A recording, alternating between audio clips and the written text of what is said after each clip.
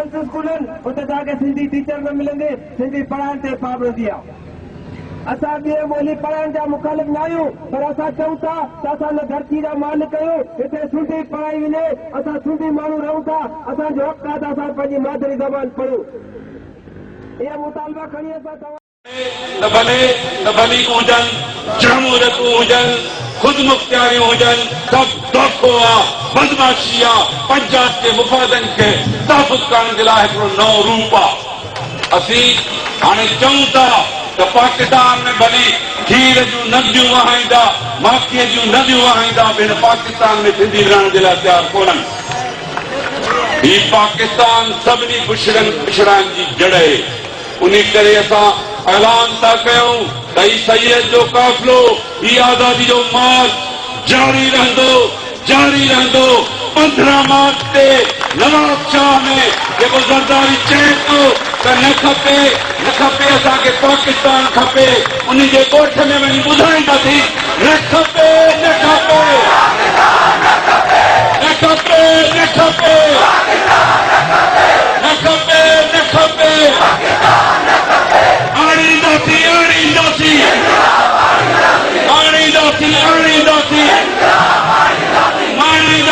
आणींदासीं। नवाब शाह में 15 तारीख़ ते सिंध धरती जा मुजाहिद बालाजी जो नारो बुलंद करे सॼी दुनिया खे ॿुधाईंदासीं त पाकिस्तान ख़तम थी चुको आहे। न रहंदो, तोड़ींदासीं पाकिस्तान तोड़ींदासीं।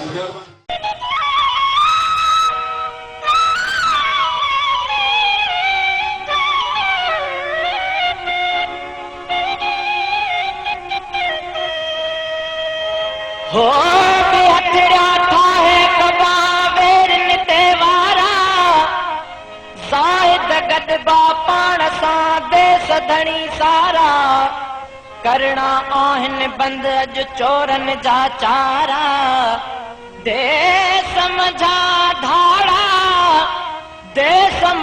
धाड़ा, रज़न हणन रोज़ था हो।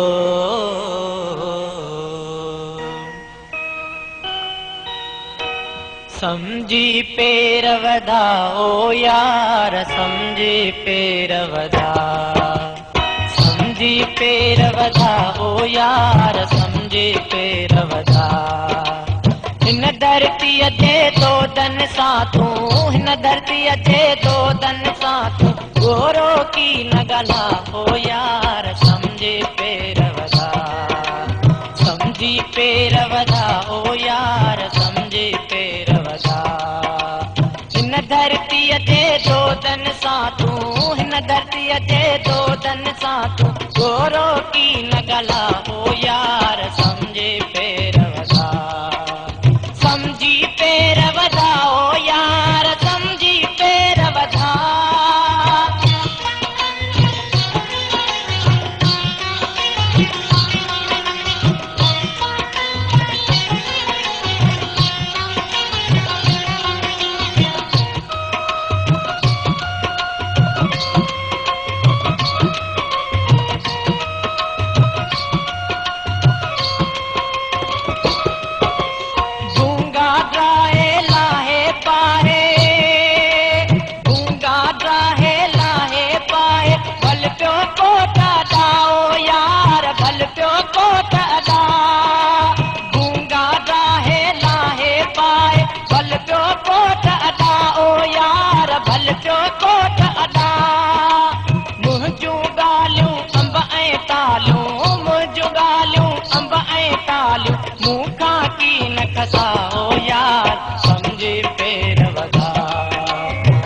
धरतीअ जे दोदन सां तूं, हिन धरतीअ जे दोदन सां तूं गोरो की न ॻाल्हा हो यार, समझी पेर वधा।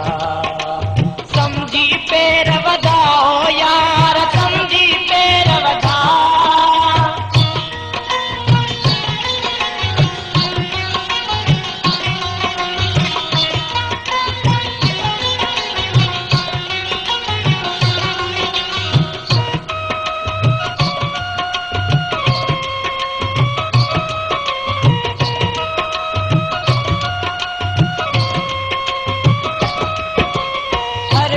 छोली लोली बणबी हर का छोली लोली बणबी वारो वंज हला ओ यार वारो वंज हला ओ वण जारा बेड़ी अवारा ओ वण जारा बेड़ी अवारा हिकिड़ो गीत तगा ओ यार समझे पेर वसा हिन धरतीअ जे दो दन सां तूं हिन धरतीअ जे दो दन सां तूं गोरो की न गला ओ यार समझी पेर वधा समझी पेर वधा ओ यार समझी पेर वधा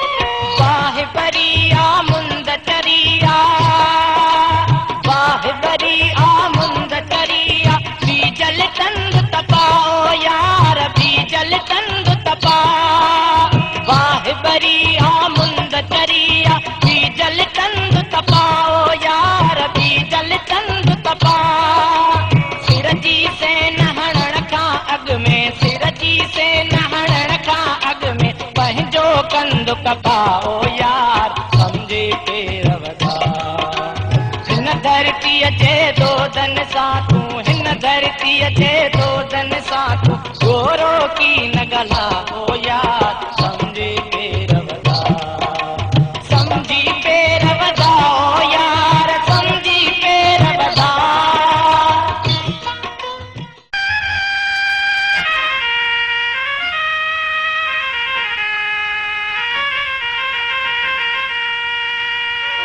सिंधुअ जी तारीख़ जी सुणो रूह रिहान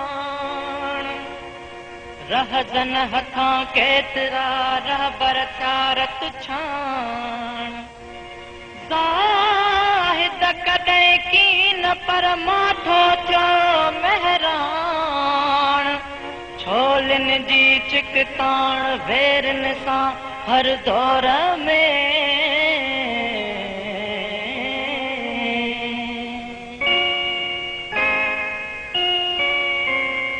हुअ नेठ त अचणी